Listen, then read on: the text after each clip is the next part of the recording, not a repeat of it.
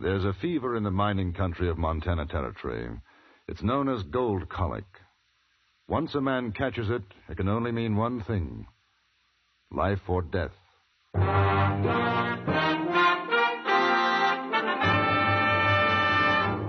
Frontier Gentleman.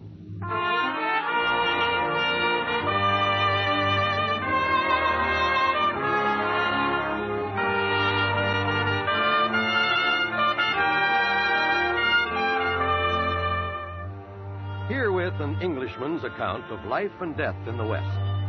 As a reporter for the London Times, he writes his colorful and unusual stories. But as a man with a gun, he lives and becomes a part of the violent years in the new territories. Now, starring John Dehner, this is the story of J.B. Kendle, Frontier Gentleman.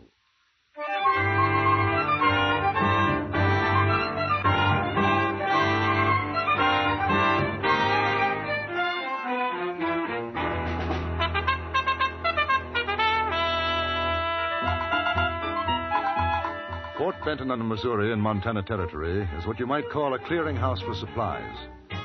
They're shipped by riverboat up the Missouri: food, clothing, guns, ammunition, whiskey, tobacco.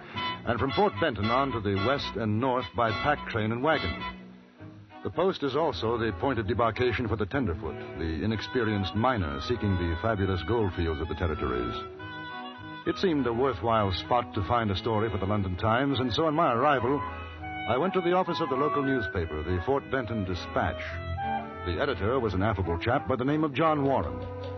He took me into his tiny office. London Times, eh? Sit down, Mr. Kendle. Thank you. Well, this must seem kind of like a tin horn paper to you. Oh, not at all, Mr. Warren. As a matter of fact, I rather envy you. My work depends entirely upon whether the editor likes my story or not. If he doesn't, I don't get paid. If he does, well, I'm in luck. Mm-hmm. Well, let's hope I can put you onto something good. That's very kind of you. Of course, the best thing you could do is to talk to some of the old-timers around. They've got 100 stories. Well, first I wondered, has there been much gold found in this vicinity? Around Benton? No, most of it's north and southwest of here. Big strikes over to Virginia City and Bannock. Mind you, there's talk, you hear it around once in a while, of gold in these parts. But I never heard of anyone striking it rich. Most of the boys just pick up supplies here and try to get a grub stake to head on out to the mountains. I see. Well, didn't you ever try prospecting? Nope. Found a good wife, a pleasant way to live. I make out and I'm happy. Too many hill rats wasting their... Hill rats? Prospectors. Too many of them wasting their lives for that one big chance. I guess I'm not that much of a gambler. Where would I be likely to find a chap like that, a hill rat? Oh, Benton's full of them. If you want a real old-timer, go down and see Shorthorn Tom. Shorthorn Tom? Yeah. Nobody knows his real name, and he's probably forgotten it himself. You'll find him down at the Shacks end of the street here. Turn left. His place is the first one on the left. Good. I'll call on him. And, look, don't let him talk you into grub staking him. He's got a lot of crazy ideas about finding a lost mine. He's been at it for 6 years, they say. Well, I'll be careful. Say, Mr. Kendle, why don't you join me and the missus for dinner tonight? You'd sure be welcome. Well, that's very kind of you, Mr. Warren. Well, it's not every day we get to meet a traveled man like yourself. I'll see you later, Mr. Kendle.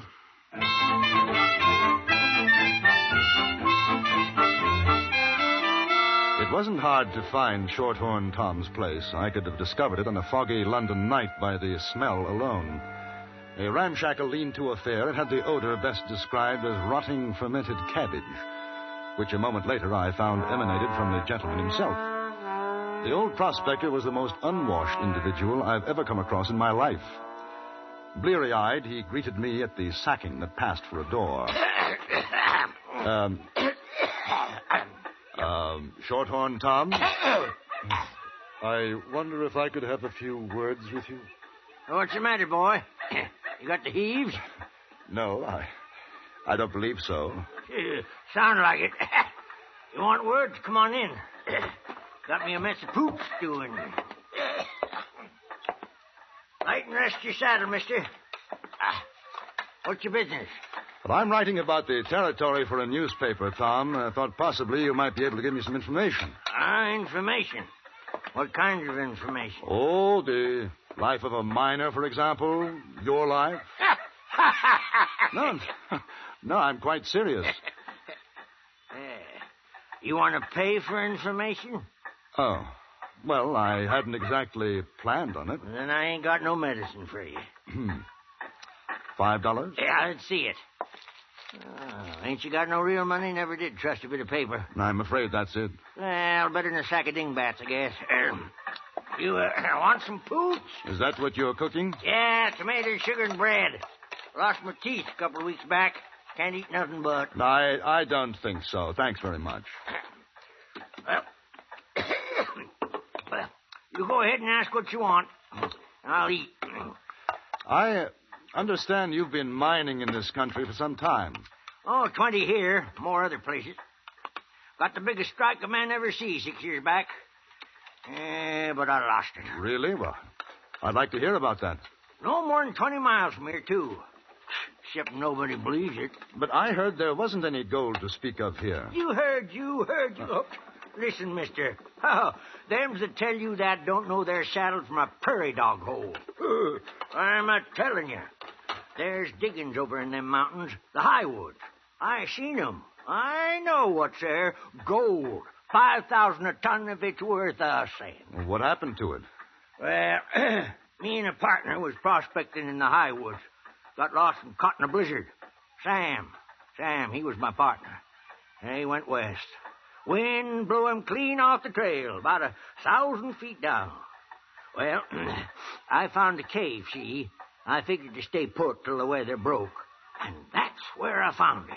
In the cave? Right in the cave. Indian or Spanish diggings, I figure. Nuggets as big as your saddle. Well, go on. Well, that's all. I brought the nuggets back. Had me some fun. Then went back to work to mine. And I couldn't find it. It's unbelievable. Sure, that's what they all say. Shorthorn Tom, biggest liar in Montana Territory.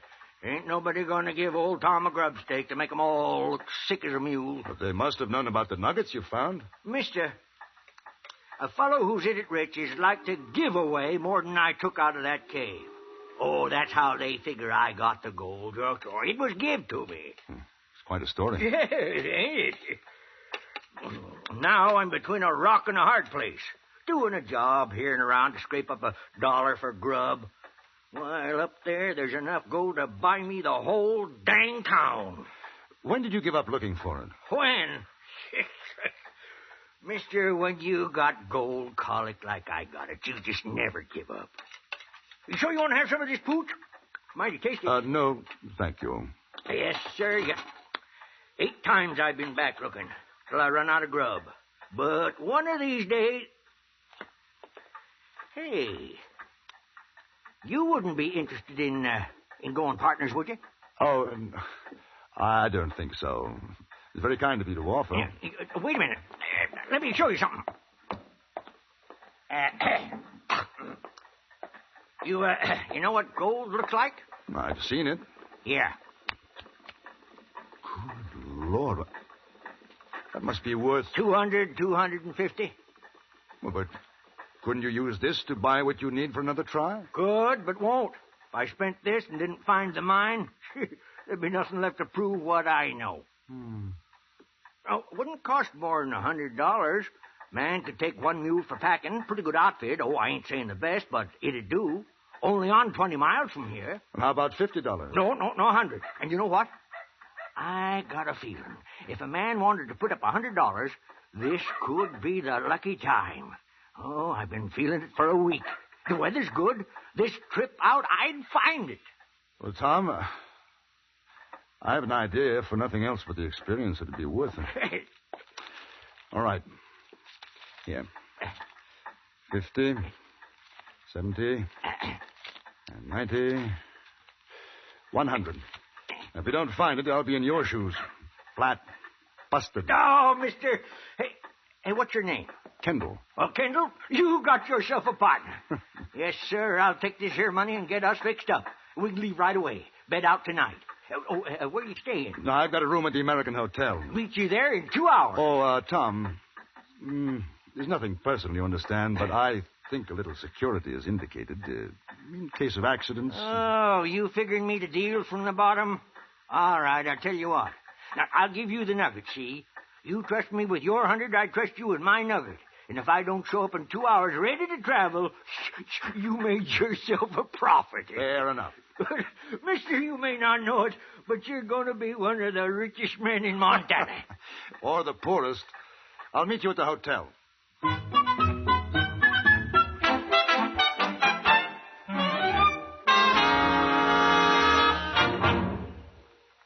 In a moment, we return to Frontier Gentlemen. When you hear CBS News, you're hearing the results of worldwide watchfulness that pays off in accurate reporting sped to your sets with minimum delay. CBS News has reporters in every corner of the world.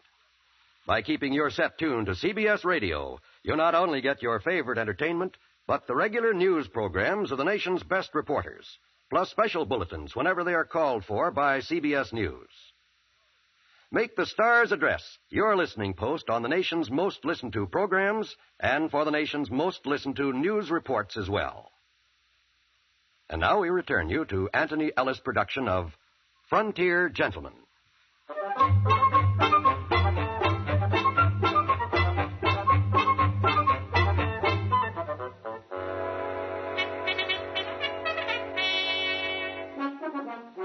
I had left Shorthorn Tom at a general store to buy supplies.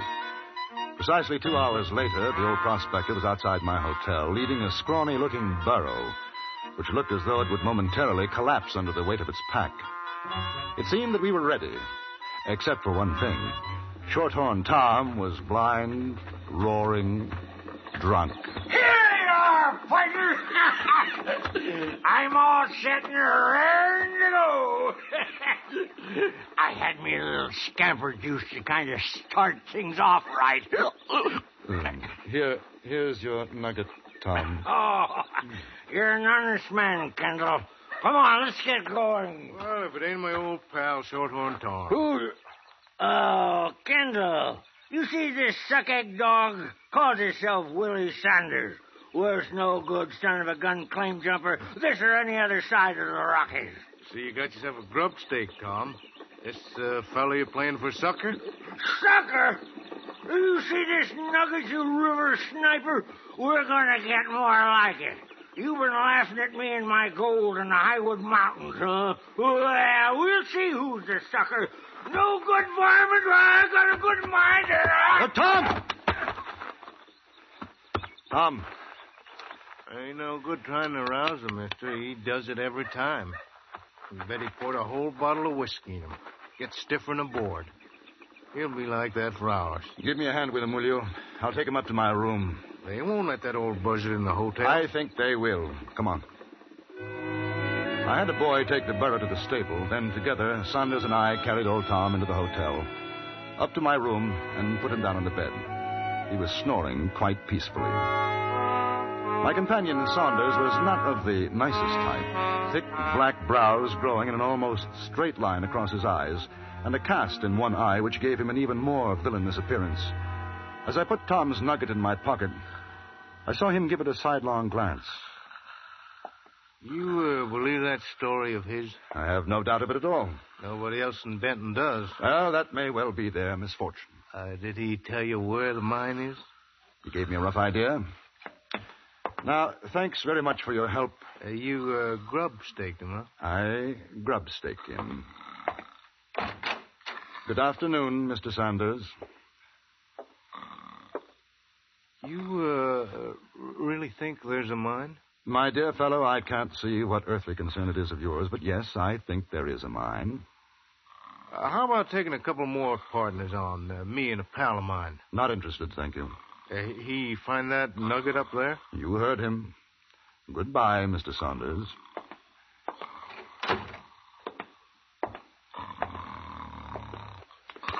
Tom.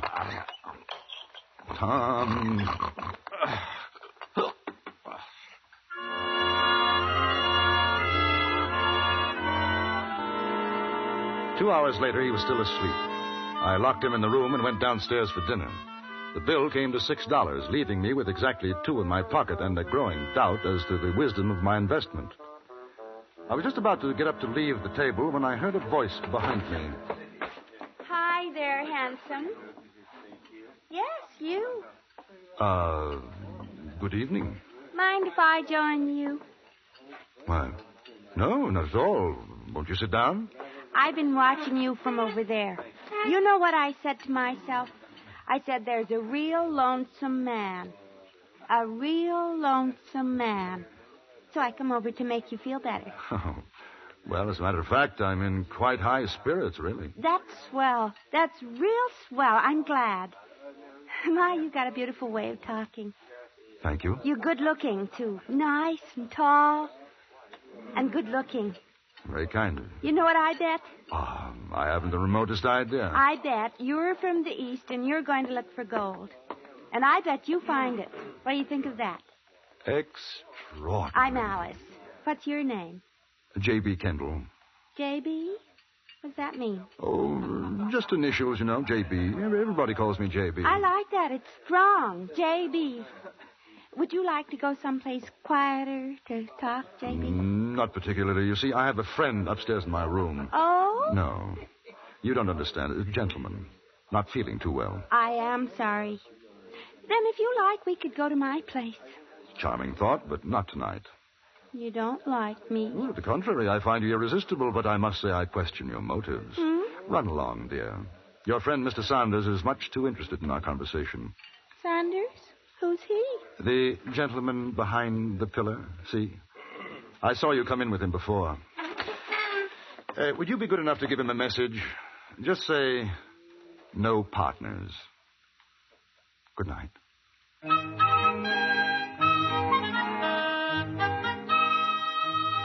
Shorthorn Tom didn't awaken until the next morning, and I marveled at his recuperative powers. He showed not the slightest effects of the night before.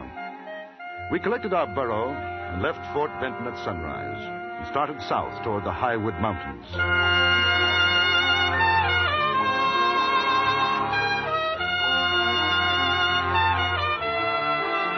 2 days later, we were in the heart of the mountains. Tom was in excellent spirits. He seemed to know exactly where he was going. You see that gulch below? I swear I got sight of it before that doggone blizzard closed in 6 years back. Yes, sir, we're on the right trail this time. Do you mind stopping for a moment? Sure. I thought I heard something. Oh, man gets that way in the mountains. Hear a lot of things ain't really there. No. It sounded like horses. Oh, just echoes the old burro, that's all. What's your real name, Tom? Oh, I ain't had none except Shorthorn Tom for so long I near forget sometimes. When I was a sprout, I had me some folks called Weatherly. That was a long time back, Kendle. What about Shorthorn? Where did you find that name? Never found it. It was given to me. That's what they called a tenderfoot down south a ways, and the name stuck. Hey, you got a handle, except Kendle? J.B. J.B. Jeremy Bryan. Jeremy Bryan. Oh, partner, I'm sorry. Mighty sorry. Man could get killed out here with a name like that. Trail's getting narrow yonder. You better watch your step. It's a long drop down. How much further from here? Oh, not much ways. It don't look like much, just a hole in the rock, but when you get inside, she opens up to a sizable cave. Look, there she is! Come on! Well, it looks like a cave, all right, but you said the opening was small. Oh, it's the one, I tell you. You'll see inside. Come on now. Watch your step. I will. Watch it. Yes. Yes. No, I can't exactly recollect whether it was on this side or the other. Can you see any sign of diggings? No. Oh, might have been a fall covered it up. Say, I'll use my pick here. You try where you are. We stayed there, working, digging at the solid walls of that cave for over 3 hours. Tom must have known it was hopeless, But he wouldn't give up, only shouted words of encouragement to me and dug into seams the harder with his pick. Then quite suddenly he stopped. I turned and saw him lying on the other side of the cave. Tom. Tom? Oh, pain in my stuffings. Up to my chest. Ain't easy to breathe. Oh, here. Here. Lie on your back. There we are. Oh, that's better. I tell you, J.B., I tell you. Oh, it's a cold trail. I know that some time back this ain't the place. Don't feel it. It just don't smell right. I was kidding myself. It ain't the place. No, that doesn't matter. No, I guess not. Not no more. Oh, here, you take this. What for? I don't want the nugget. I told you. It's worth $250 maybe. I won't need it now. I'm going up Salt River, partner. If you mean you're going to die, nonsense. Boy, one thing a man knows when he's old, buzzard bait like me, he knows when it's time to die. But listen, you go on looking and see. Them diggings is around here somewhere. Maybe further along the trail. Maybe there's another cave along a bit. No, Tom. Tom, lie back. No, out of my way. Tom. I'm going to find Tom. it just along the trail. Tom.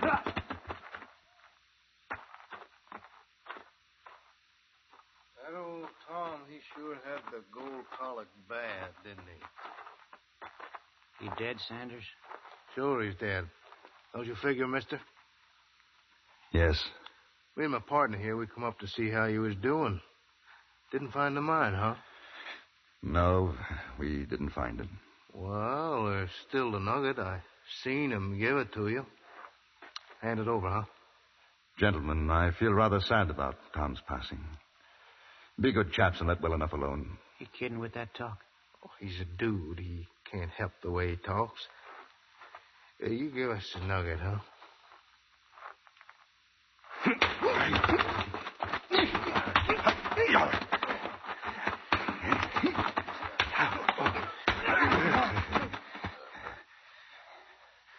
Now, both of you, get up.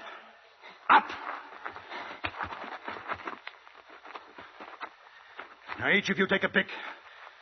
Start digging. We'll bury him here. You give me any argument, I'll shoot you on the spot.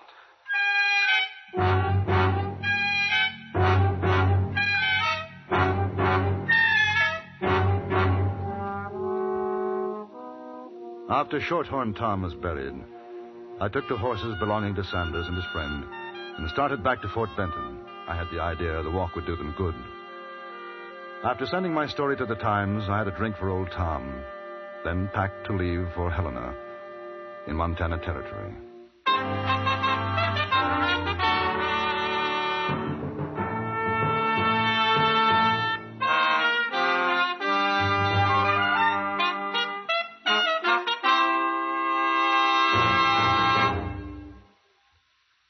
Frontier Gentleman was written, produced, and directed by Anthony Ellis and stars John Dehner as J.B. Kendle.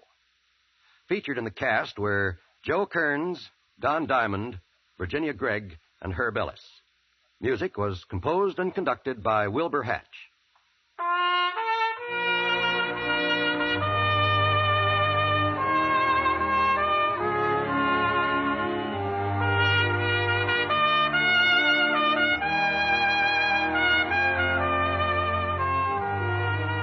Now, stay tuned for the Ford Road Show, which follows immediately over most of these same stations. Join us again next week for another report from the Frontier Gentleman. John Wall speaking. This is the CBS Radio Network.